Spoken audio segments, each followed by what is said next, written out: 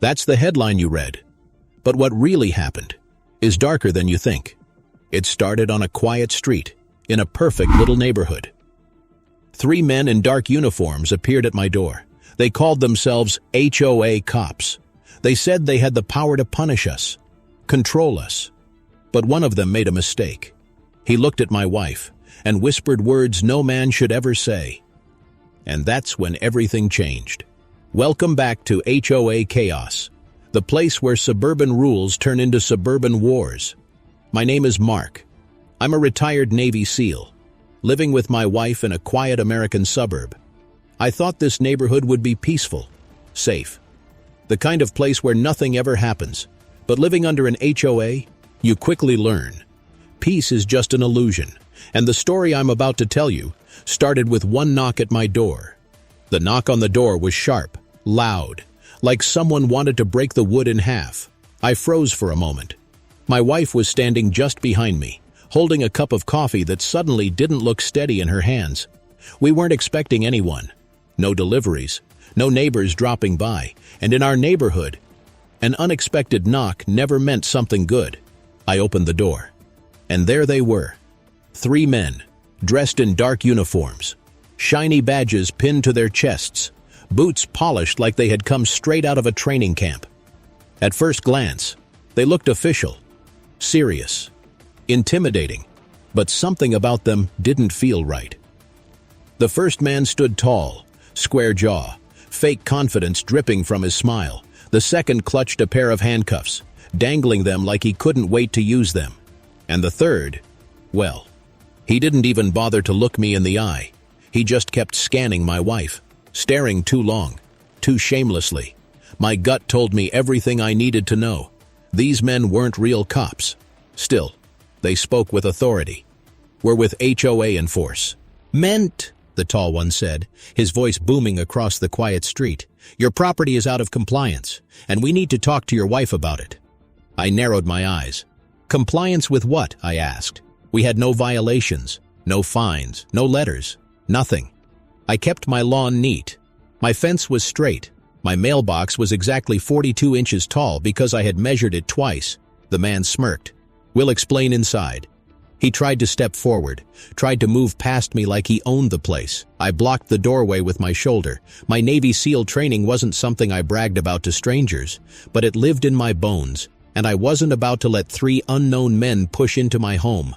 My wife whispered behind me, Mark, what's happening? Her voice trembled, and that sound made me angrier than I had been in years. The one with the handcuffs leaned closer. Look, buddy, he said, don't make this harder than it needs to be. We can either handle this peacefully, or you'll regret it. His tone was wrong, too threatening, too personal. No HOA fine in the world came with handcuffs and intimidation. And then it happened. The moment that turned this from annoyance to war, the third man, the one who kept staring at my wife, tilted his head, and with the ugliest smirk I had ever seen, he whispered, I touched your wife. So what? Time slowed in that moment. I could feel my heartbeat thundering in my ears. My wife gasped. Her coffee cup slipped from her hands and shattered on the floor, and the man just stood there, smiling like it was a game. I stepped forward so fast he stumbled back. Say that again, I growled, but he didn't flinch. He laughed like this was entertainment for him. The neighbors must have heard, because I saw blinds moving, shadows at windows, people peeking out but not daring to step outside. This wasn't their fight, and maybe they thought, maybe they hoped.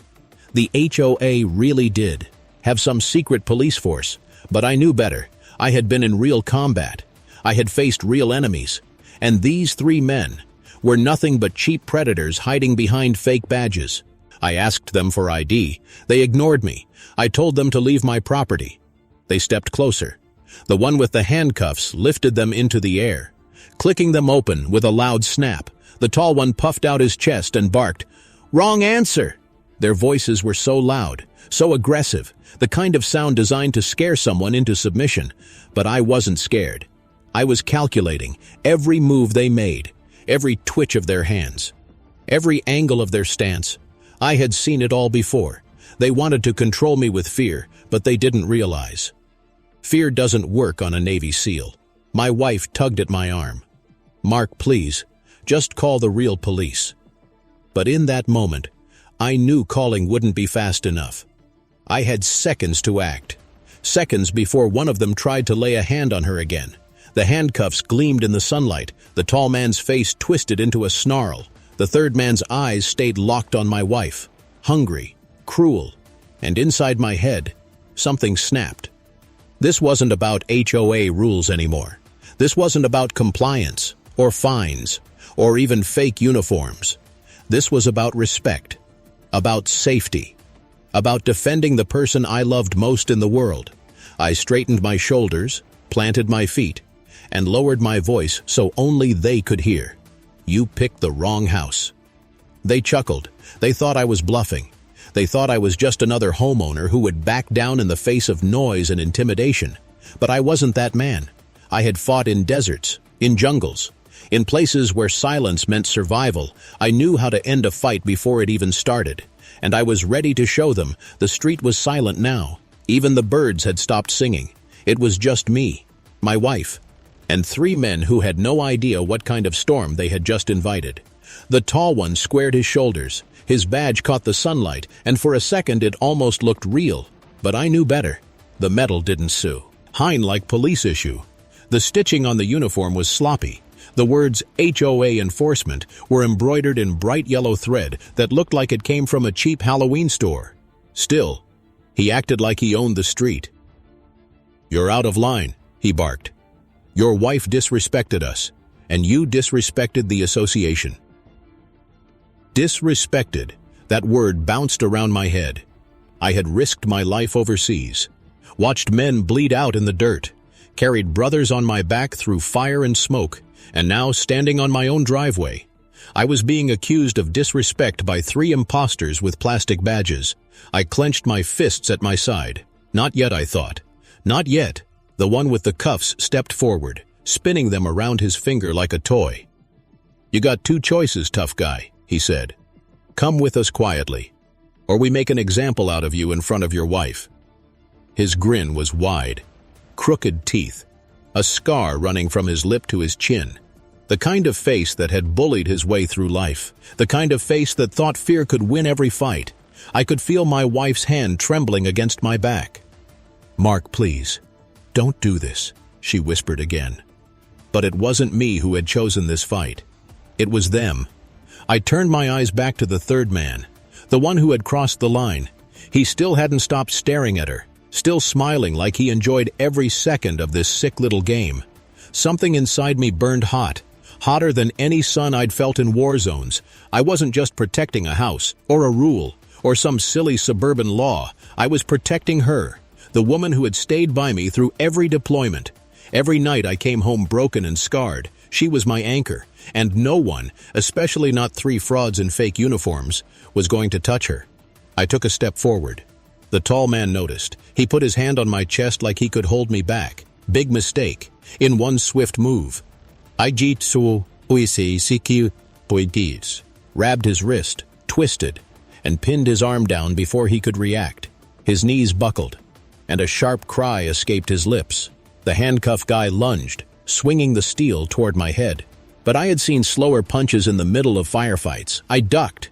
My elbow caught him in the ribs. His breath exploded out of him like a balloon popping. The cuffs clattered to the ground.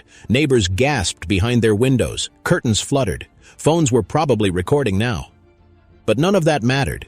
All that mattered was ending this before it went any further. The third man finally moved. He reached into his belt, pulling out what looked like a baton. Heavy black plastic. He twirled it in his hand, smirking, ready to swing. "You're done, old man," he sneered. And then he rushed me.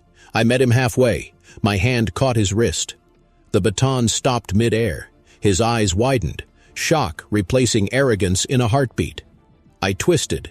The baton dropped before he could recover. My knee came up hard into his stomach. He collapsed to the concrete with a groan, rolling like a child who'd lost his toy.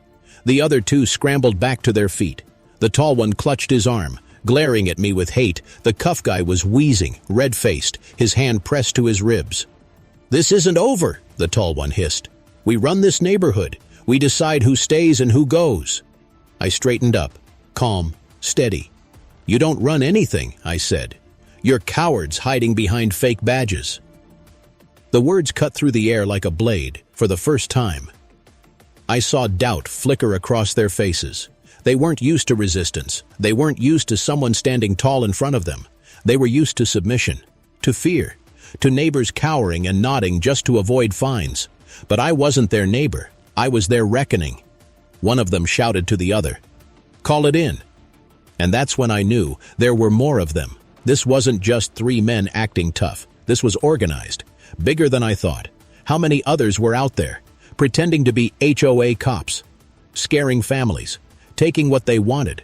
How low? And had this gone on in my neighborhood while people stayed silent?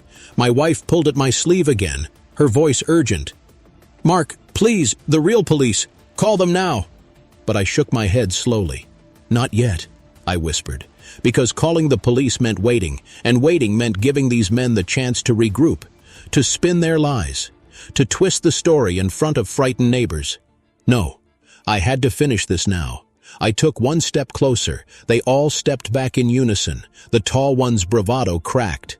I saw fear creep into his jawline. The cuff guy cursed under his breath. The third man still writhed on the ground. I leaned forward slightly, my voice low, steady, controlled. "This is the last time I'll say it. Leave this street. Now." They hesitated, glancing at each other. One hand twitched toward a radio clipped to his belt. Another piece of fake gear, I was sure. But the hesitation told me everything. They were shaken. They weren't used to standing on the weaker side. The sound of sirens echoed faintly in the distance. A neighbor must have dialed 911. Relief washed across my wife's face. But for me, the fight wasn't over, because I didn't just want them gone, I wanted them exposed. I bent down and picked up the dropped handcuffs. The weight was cheap, lighter than the real ones I'd felt before. I held them up so the neighbors watching could see. "Fake," I said loud enough for the whole street to hear. "Everything about these men is fake." Gasps echoed through windows. Whispers spread. The tall man's face drained of color. The sirens grew louder. He spat on the ground. A final show of false pride. "This isn't the end," he growled. And then, like cowards, they turned and ran, piling into a black SUV parked at the curb, peeling out with tires screaming across the asphalt. I watched them vanish down the street. My chest rose and fell slowly. I wasn't even out of breath. The police car's final. I rolled in, lights flashing, neighbors spilling out to point, to talk, to whisper. But the imposters were gone. I knew this wasn't finished. Men like that didn't disappear quietly. And if they had the nerve to show up once, they'd come back. They always come back. The sirens faded as the police left. They had taken my statement, written down every detail. But their faces told me the truth. They didn't believe me.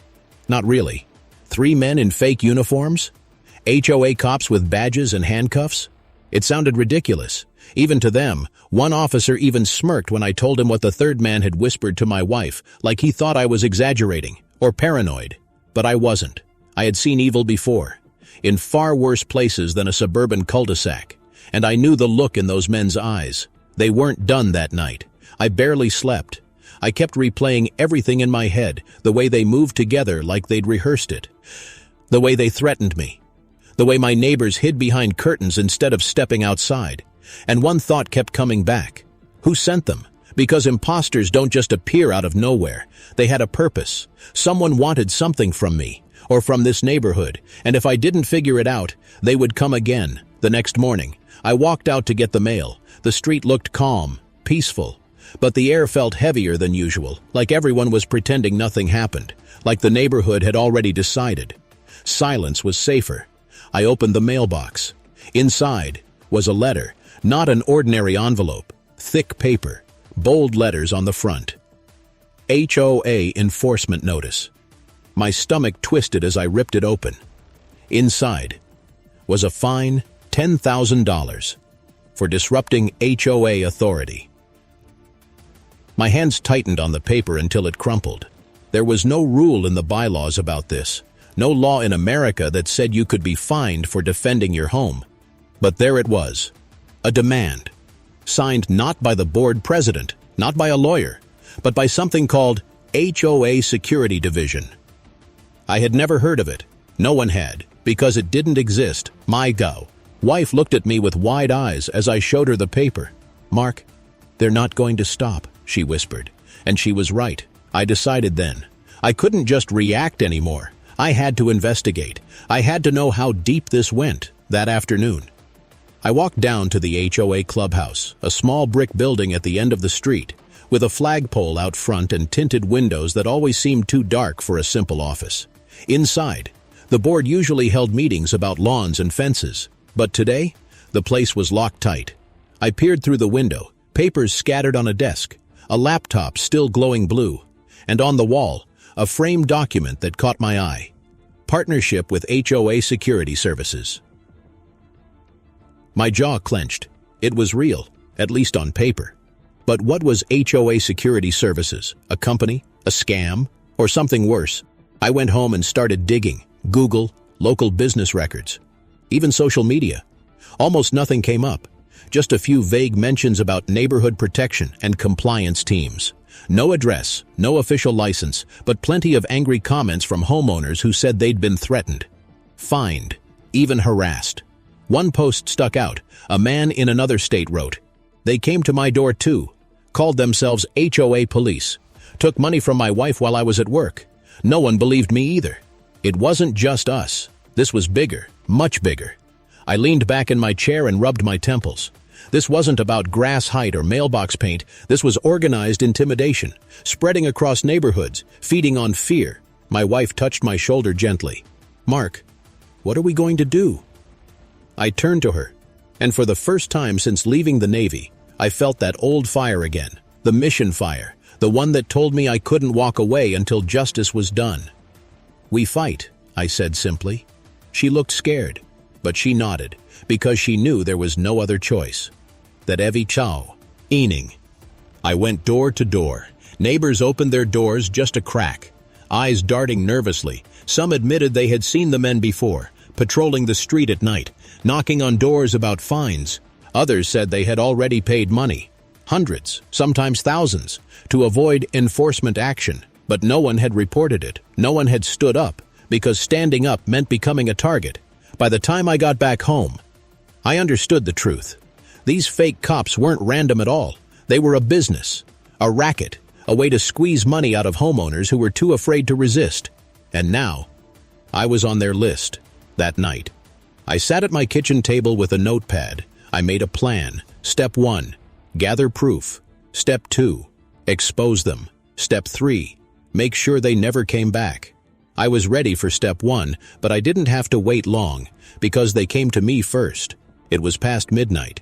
The street was quiet, the air heavy with that eerie stillness before a storm. And then, a car engine hummed low outside, headlights cut across the blinds. I moved to the window, slowly pulled the curtain aside. A black SUV idled at the curb, same one from before. My pulse quickened. They were back. I could see 2 shapes inside, one in the driver's seat, one in the passenger, and then the passenger door opened. The tall one stepped out, even in the dark. I knew his posture, knew that smug tilt of his head. He stood in the street, looking directly at my house. And then, he raised a finger, pointed at my front door, and smiled. No words, no shouts, just a gesture, a promise. Then he got back in the SUV, and they drove away slowly, like they wanted me to know they weren't scared, like they wanted me to feel hunted. I exhaled slowly. They weren't just bluffing anymore. They were escalating. I turned back to my wife, her face pale, eyes wide. "They're not going to stop, are they?" she whispered. I shook my head. No, not until we stopped them first. I knew what came next. I would need cameras, records, allies if I could find them, and maybe, just maybe, I would need to remind these men that some battles aren't fought with fake authority, but with real strength, because they thought they picked an easy target, but they picked me, and I wasn't going to let them win. The next morning, I woke up before sunrise. Sleep had been thin. Every sound outside pulled me awake. Every shadow on the wall looked like a threat, but I wasn't scared. I was focused. I had lived too many nights like this overseas, waiting for the enemy to make a move. Now the battlefield was different. It wasn't sand and stone. It was sidewalks and driveways. I made coffee, sat at the kitchen table with my notebook, and I started to plan step 1, surveillance. If they came back, I needed proof, not just my word, not just my wife's frightened memory. I needed video, pictures, hard evidence. So I drove to the hardware store, bought cameras, motion sensors, extra locks. By noon, my house looked less like a suburban home and more like a small fortress. My wife didn't complain. She knew it was the only way we could breathe again. But even as I drilled cameras into the corners of the house, I felt it. That prickling on the back of my neck. The kind of feeling that told me someone was watching me. I looked up, and there he was, across the street, leaning on a mailbox like he owned it. The cuff guy. His ribs must still have been sore, but the smirk on his face hadn't faded. He didn't say a word. He just stood there, arms crossed, grinning like he already knew what I was doing. I locked eyes with him. And in that silent exchange, I made a promise. If he crossed that street, he wasn't walking back the same. But he didn't. Not yet. He turned, strolled back toward the corner, whistling like it was just another day in paradise. The arrogance burned in my chest. These men weren't just cowards. They were bold cowards, the kind who thought no one could touch them. That night, I checked the footage from the cameras, and sure enough, at 2:13 a.m., headlights again. The SUV rolled slow down the street, paused at my driveway, then kept moving. A drive-by, a reminder. But now, I had it on tape. Now they couldn't say it was imagination. Step 1 was working. Step 2, allies. I couldn't take down a whole operation alone, so I started knocking on doors again. Most people were hesitant. Some shut their doors before I could even finish my sentence. But one neighbor finally cracked. Mrs. Lopez, a widow who lived 2 houses down. She told me they had been there too. Bang on her door late at night. Threaten her about her yard. She paid them $300 in late fees. She cried as she told me she thought it was real, that she thought she had no choice. Another neighbor confessed he had given them $500 to avoid legal action. The stories piled up. Every house on my street had been touched in some way. And suddenly, I wasn't just fighting for my wife and me. I was fighting for all of them. Step 3, confrontation.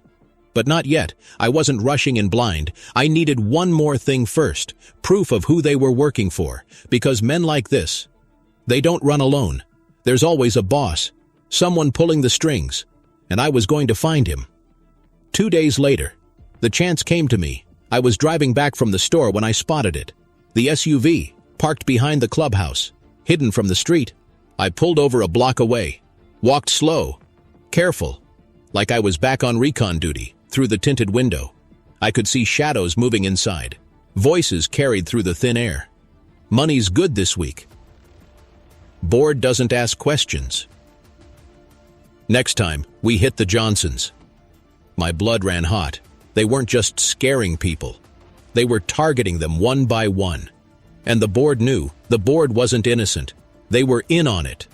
I gritted my teeth, forced myself to step back. If I went in now, fists flying, I'd lose the bigger game. I needed more. So I snapped photos instead. License plate, faces, papers left on the dashboard with the logo HOA Security Division. Now I had names. Now I had evidence. That night, I gathered my wife and a couple of brave neighbors who were willing to listen. We sat around my kitchen table, the same place where I once thought this house would only be about peace and quiet. I laid out the photos, the recordings, the fake finds, every piece of the puzzle. They gasped, they cursed, they shook their heads in disbelief. "This has been going on for months," Mrs. Lopez whispered, "and we just let it happen." I leaned forward, voice steady. No more letting it happen. I explained my plan. We'd let them come back. We'd bait them into trying again. And this time, the whole neighborhood would see the truth. It was risky. But sometimes the only way to expose darkness is to shine the brightest light on it. 3 nights later, they came again. The knock was the same, Loud, sharp, violent. My wife flinched, but I stood ready. This time, when I opened the door, I didn't stand alone. 2 neighbors were already outside with their phones recording. Mrs. Lopez was across the street, camera in hand. Others peeked out openly instead of hiding behind curtains. The tall one froze for a second, his smug expression faltering as he realized the audience wasn't scared anymore. But then, like a cornered animal, he doubled down. "You're all out of compliance," he shouted. "You'll pay every dime you owe." The cuff guy raised his handcuffs again, but before he could rattle them in my face, I held up the paper from their fake fine. "Everyone see this?" I shouted. "This is fraud." Gasps rippled through the crowd. Whispers turned to anger. Phones zoomed in on the paper, on the fake badge, on the trembling hands of the men who weren't used to being the ones exposed. The tall one's face turned red. "You think this changes anything?" he snapped. "You don't know who you're dealing with?" I stepped forward slowly. Every eye in the neighborhood locked eyed. And me. Every phone recording, every breath. "I know exactly who I'm dealing with," I said. "Cowards who prey on good people. And I'm done letting it happen." The street was silent for a long second. Even the cuff guy lowered his hands. The third one shifted nervously, his baton hidden behind his back. And for the first time, I saw it. Fear in their eyes. Because the neighborhood wasn't silent anymore. The neighborhood wasn't hiding. They were exposed. And they knew it. The SUV screeched up suddenly, headlights flashing. The men backed away, scrambling toward it like rats fleeing light. The tall one pointed at me one last time as he slid into the seat. "This isn't over," he hissed. Then they were gone. But this time, they hadn't left with power. This time, they left with the whole neighborhood watching. This time, they left with proof. I stood in the middle of the street, neighbors gathering around me slowly, cautiously, phones buzzing, whispers growing louder. It wasn't victory yet, but it was the first real step. After that night, everything in the neighborhood shifted. People weren't whispering anymore. They were talking, openly, angrily, finally admitting what had been happening behind closed doors for the first time. I wasn't standing alone. For the first time. The HOA's so-called power didn't feel untouchable, but even as my neighbors patted me on the back, even as they thanked me for standing up, I couldn't shake the thought that had been clawing at me since the beginning. Those men weren't acting on their own. They had backup. They had orders. They had protection. And protection doesn't come cheap. The next HOA board meeting was scheduled for the end of the week. Normally, no one ever showed up except the same 4 or 5 board members who liked to hear themselves talk about lawn colors and mailbox paint. But this time, I told my neighbors to come, all of them, when the night came. The clubhouse was packed. Folding chairs squeaked against the tile. Murmurs filled the air. And for once, the board members looked nervous. The president, a woman named Carol with sharp glasses and a sharper tongue, cleared her throat as she looked out at the crowd. "Well," she said with a thin smile, "it's good to see so much interest in our community matters." Her voice dripped with false sweetness, but her eyes, cold and narrow, told the truth. She wasn't happy, she was cornered. I waited until she finished her pointless introduction about improving property values. Then I stood up. The room went silent. I pulled out the crumpled fine letter, the one demanding $10,000 for disrupting HOA authority. I held it high so everyone could see. "Can anyone here explain this?" I asked. Carol blinked. The treasurer shifted uncomfortably.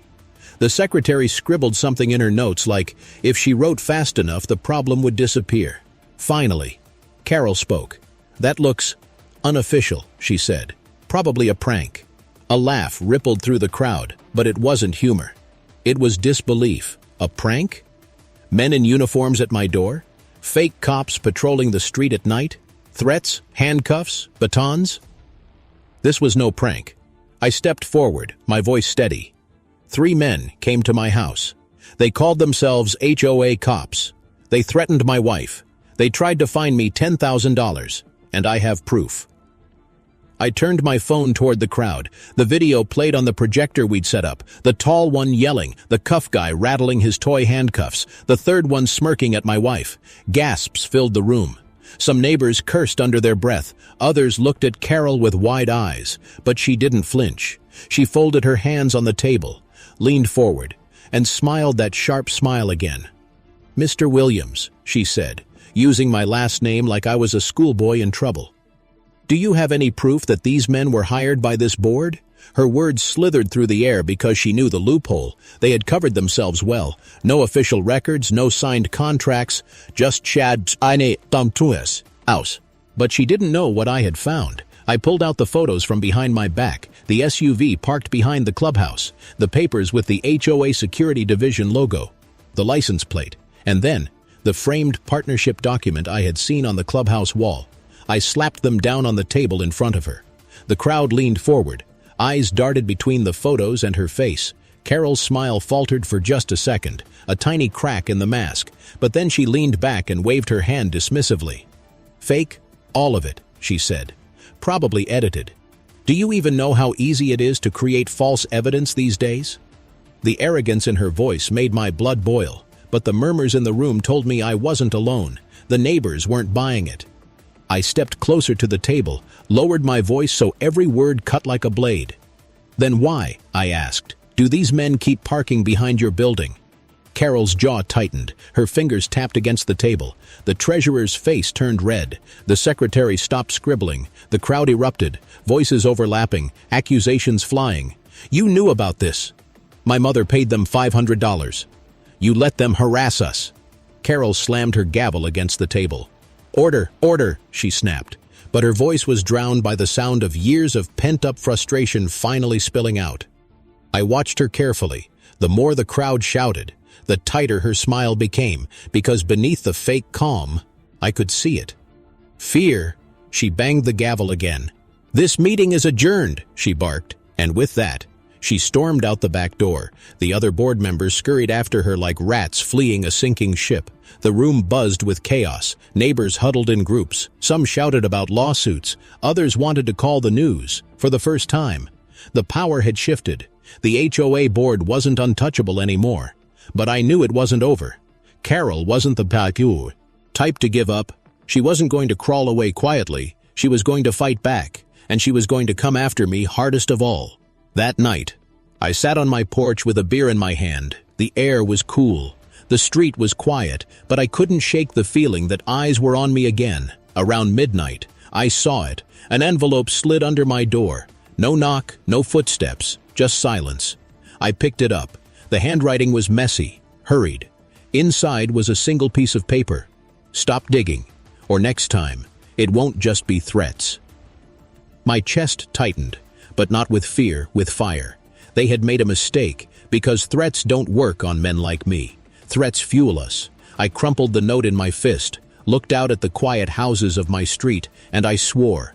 This war wasn't ending until every fake cop, every corrupt board member, every coward hiding behind HOA rules was exposed.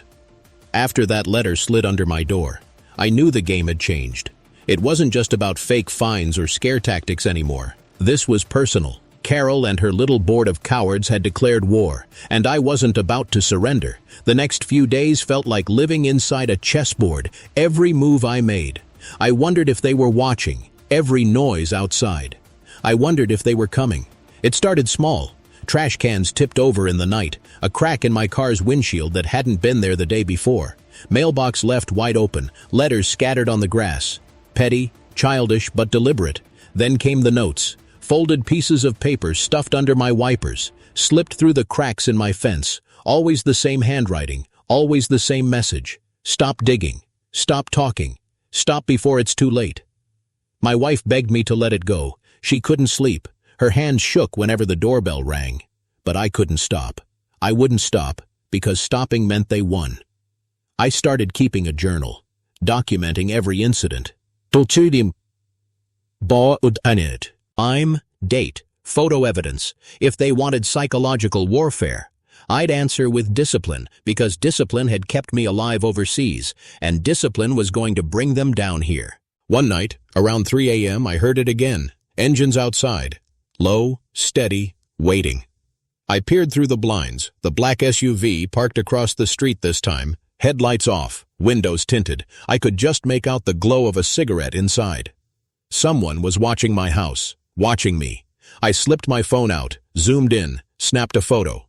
The flash went off by mistake. The SUV roared to life instantly. Tires squealed, and it vanished into the night. My pulse hammered in my ears. This wasn't intimidation anymore. This was stalking. The next morning, I wasn't surprised when another letter appeared. But this time, it wasn't handwritten. It was typed. Clean, professional. Almost like a contract. Cease all activity. Pay your outstanding fine of $10,000 to HOA Security Division. Failure to comply will result in removal from the community. Removal. They didn't even try to hide it anymore. I laughed bitterly as I held the paper. Removal. Like they thought they were the government. Like they thought they had the power to erase me from my own street. But I wasn't just any homeowner. I was the wrong man to threaten. That evening, I called a meeting at my house. Neighbors crowded into my living room. Some sitting, some standing, everyone tense but listening. I laid out the letters, the photos, the videos. I told them about the SUV, the stalking, the threats. Mrs. Lopez's voice trembled as she spoke. They're going to come after all of us now, aren't they? I nodded slowly. Yes, unless we stop them first. A murmur spread through the room. Some looked afraid, others angry. For years these people had bowed to the HOA, paid the fines, cut their grass to exactly 3 inches because they were told to. But now, for the first time, I saw something new in their eyes, defiance. One man spoke up. Mr. Johnson, whose name I had overheard in that SUV conversation. They fined me for having the wrong shade of gray. And on my shutters, he said bitterly.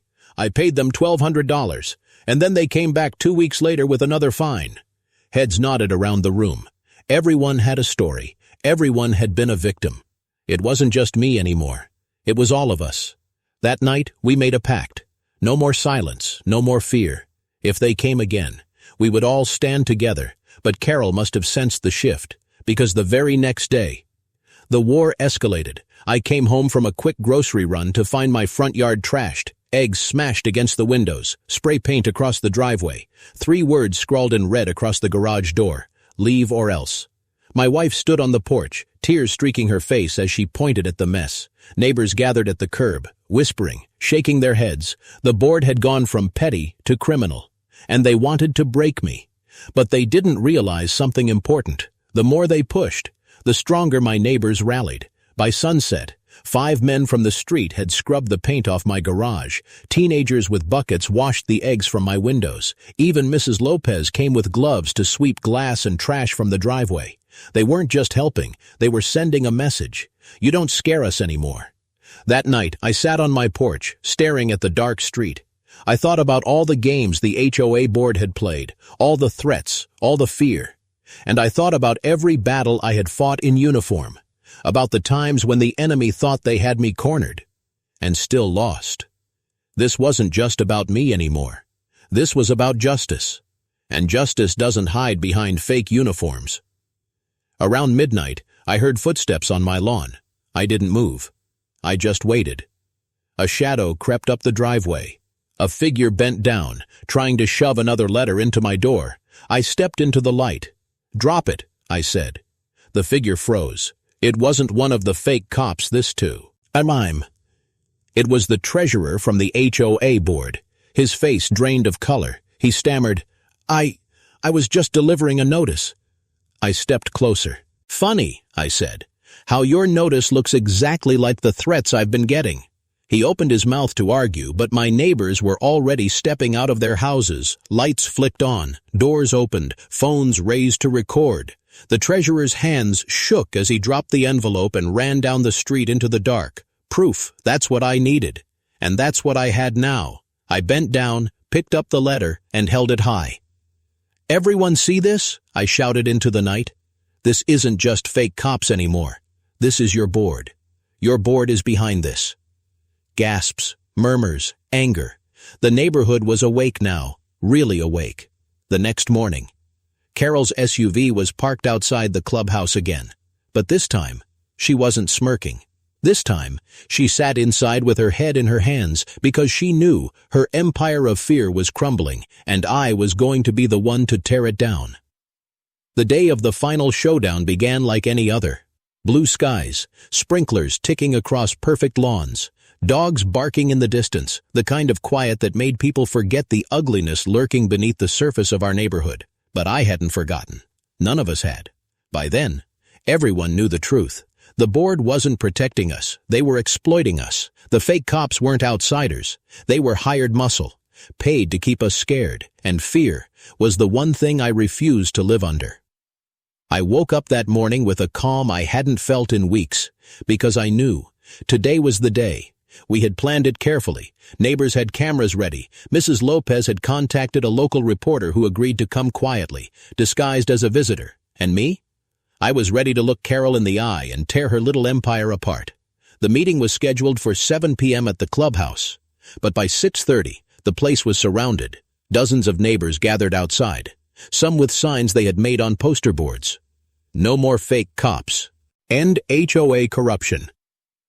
Justice for our street. The air buzzed with tension. Even the kids sensed something was different tonight. At 7 sharp, Carol arrived, her sharp glasses glinting in the fading sunlight. Her mouth set in a thin line of arrogance. Behind her walked the treasurer, looking pale as a ghost. And 2 steps later, the tall fake cop and the cuff guy appeared, dressed in plain clothes this time, but their swagger was the same. Gasps rippled through the crowd. Phones shot up instantly. Flashlights and camera lights flooded their faces. Carol froze, her mask cracking as she realized this wasn't a meeting, this was an ambush. I stepped forward. "Nice of you to bring your muscle," I said loudly, so everyone could hear. "Want to explain to the neighborhood why your volunteers have been threatening families at night?" The tall one sneered. "You're dead, old man," he spat, but the crowd roared back louder. "No more lies. No more fear." Carol tried to raise her hands, to calm the noise. "This is all a misunderstanding," she said, her voice trembling. "These men were contractors, meant for security only. Security."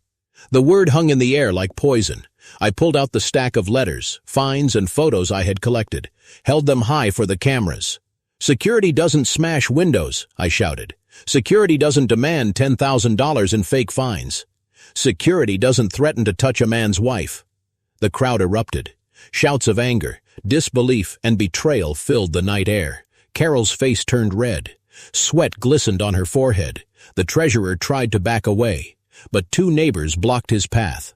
The cuff guy muttered curses under his breath, and the tall one clenched his fists like he was ready to fight right there in the parking lot. I braced myself, ready if he lunged, but this time, I wasn't alone.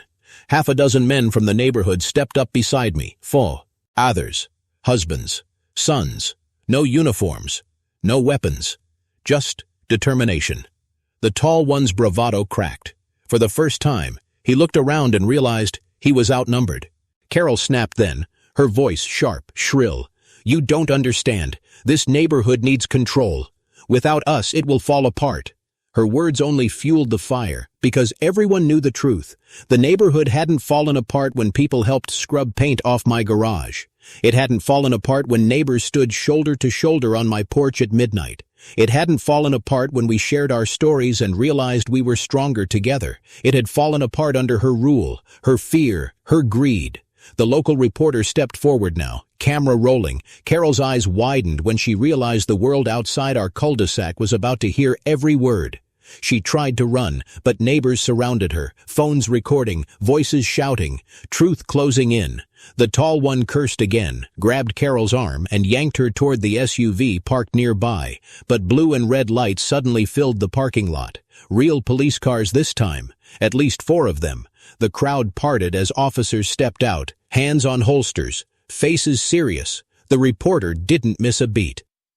"This is the neighborhood where fake HOA police have been terrorizing families," he narrated. "Tonight, the truth comes out." Carol screamed at him to stop filming. The tall one tried to push past the officers. The cuff guy muttered something about just following orders. But the real cops weren't fooled. They grabbed the tall one first, slapped real cuffs on his wrists. The irony wasn't lost on anyone.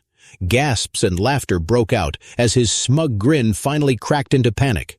The cuff guy tried to run but tripped over the curb. 2 officers tackled him before he made it 3 steps. The treasurer dropped to his knees, sobbing, begging for mercy. And Carol, she still shouted about rules, about property values, about order, but her voice was drowned out by the roar of her own neighbors demanding justice. I stood there, arms crossed. Ed, watching it all unfold, the flashing lights painted the scene red and blue, the fake cops hauled into cruisers, Carol screaming as she was shoved into the back seat, the treasurer handcuffed, his head hung low. Justice, real justice. The crowd cheered, some cried, some hugged each other like survivors of a storm. My wife slipped her hand into mine for the first time in weeks. I felt her relax, her shoulders eased, her breath steadied. It was over. We had won, but as I looked around at the faces of my neighbors, I realized something bigger. We hadn't just beaten Carol, we hadn't just exposed the fake cops, we had taken back our street, our voices, our power, because fear only works if you let it, and we weren't letting it anymore. The reporter turned to me then. "Sir, what do you have to say about what happened here tonight?" I looked straight into the camera. This isn't just about one HOA. This is about every place where power is abused, where fear is used to keep people quiet. If you're watching this and you think you're alone, you're not. Stand up. Fight back, because silence only feeds the bullies. The crowd roared again, and in that moment, I knew this story wouldn't just stay on our street. It would spread. It would inspire. Later that night, when the last cruiser pulled away and the crowd finally went home, I sat on my porch with my wife beside me. The neighborhood was quiet again. But this time, it was real peace. Not fear disguised as order. I looked at the stars overhead. And for the first time in a long time, I allowed myself to breathe deep and easy. The war was over. But the lesson would stay with us forever. So tell me, if you discovered your HOA was secretly running a fake police force, would you risk everything to expose them? Or would you stay silent and hope the nightmare passed you by?